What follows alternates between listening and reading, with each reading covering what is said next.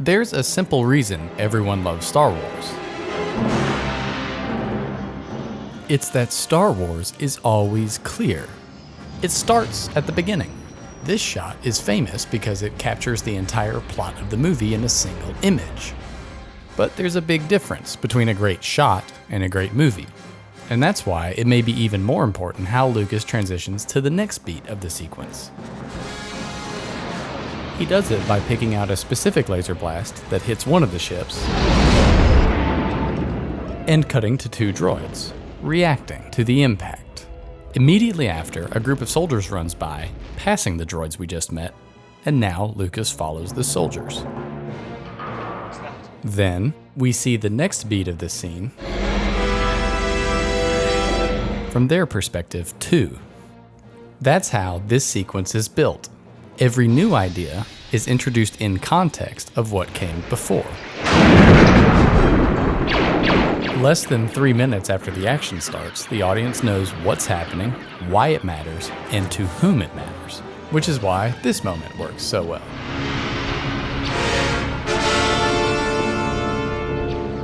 Because George Lucas never cuts away from the story. And this isn't just a feature of the opening sequence. The whole movie is like this. The droids introduce us to Leia too. They soon wind up on Tatooine, where they are picked up by Jawas, sold to Luke, who follows them to Obi-Wan, who takes them to Mos Eisley, where he meets Chewbacca, who introduces them to Han Solo. Everything else in the movie is introduced through something or someone we already know. It's like a relay race, where the story is the baton being handed from character to character with no one ever dropping it. The narrative thread of Star Wars has no loose ends. This may not seem like a big deal, it may not even seem notable, but this level of rigid linearity isn't necessarily normal.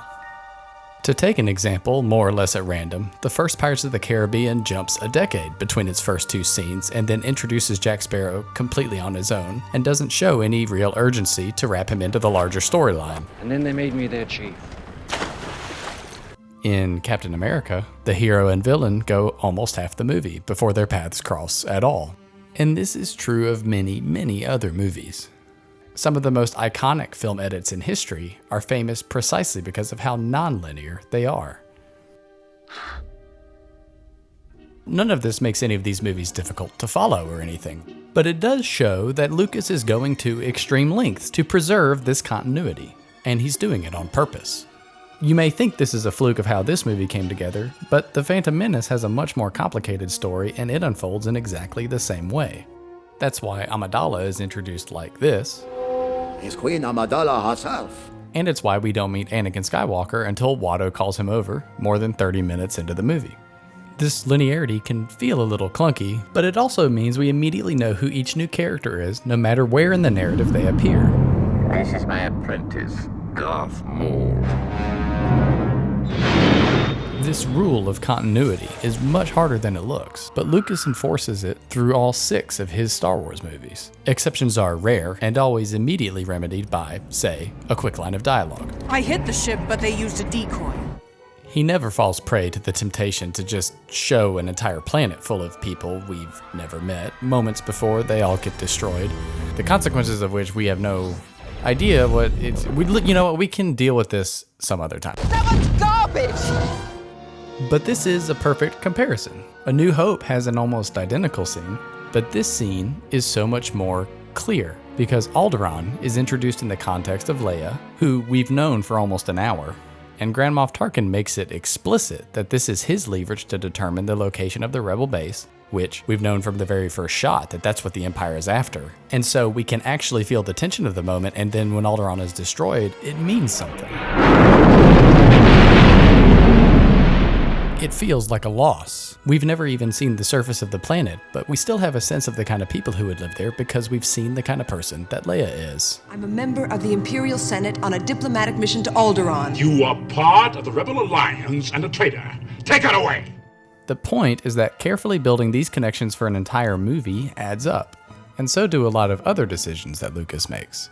You may have noticed that once the opening crawl situates us, none of the Star Wars movies have any major time jumps. There are no forward leaps and no flashbacks to disrupt the flow of the narrative. Seriously, Can you imagine Star Wars movies with flashbacks? You could think of it like this. Nowhere in Star Wars is there a chance for an audience member to get lost or miss an important beat of the story.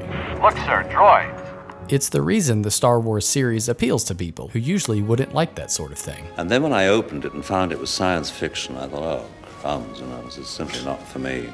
But I had to go on turning the page. And I mean, that's an essential in any script. You've got to know what happens next. But keeping the movie focused on what happens next means not keeping it focused on the details of the world Lucas has built. And that's a good thing. Too many otherwise good movies think that the fantasy world they take place in is the point of the story and not just where the story happens. Zodanga, the Predator City, draining Barsoom of energy and life. There's a lot about Star Wars that could easily make it difficult for a casual viewer to follow it, whether that's its abstract concepts, the Force, strange characters,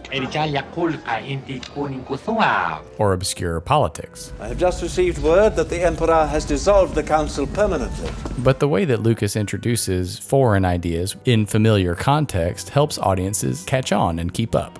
It's a little counterintuitive, but a storyteller including every cool idea he had while writing doesn't necessarily make the story any better. The Drift, Jaeger tech, based on DARPA jet fighter neural systems. Neither does including every idea, no matter what. Lucas largely does the opposite of this. He lets the strangeness of the world fade into the background and makes the story itself as familiar as possible. A New Hope is a movie that takes place in a fantastic universe that nobody has ever seen before, but it's also the story of a knight who teams up with a wizard to save a princess. And it actually uses those words to say so. The Jedi Knight? That wizard's just a crazy old man. The princess, she's here? Princess? And when you think about it, he did the same thing with the worlds of the series, simplifying most of them to a single descriptive term. Desert planet, swamp planet, forest planet, Italy planet. Each one is radically different from all the others, at least until, This is not only for fun or texture, it's for storytelling. Every time the scene changes, it's obvious which planet or which storyline we're on now. Speaking of which, if nothing else, George Lucas is surely the undisputed master of the establishing shot.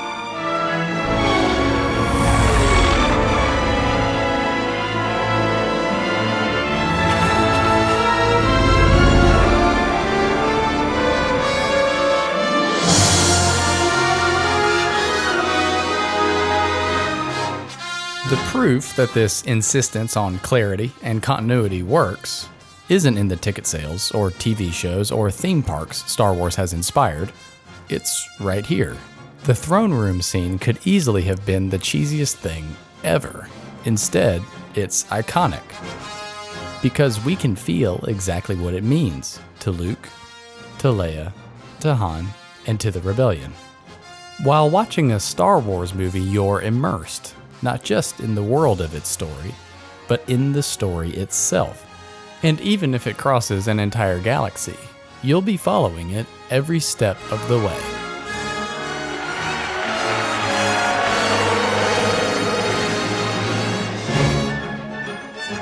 Thanks for watching. If you're curious about the near-term future of the channel, this should give you an idea. In the meantime, comment and subscribe, and share with those who you think would be interested. There are now ways to support the effort. Check them out in the description. Through the Force, things you will see other places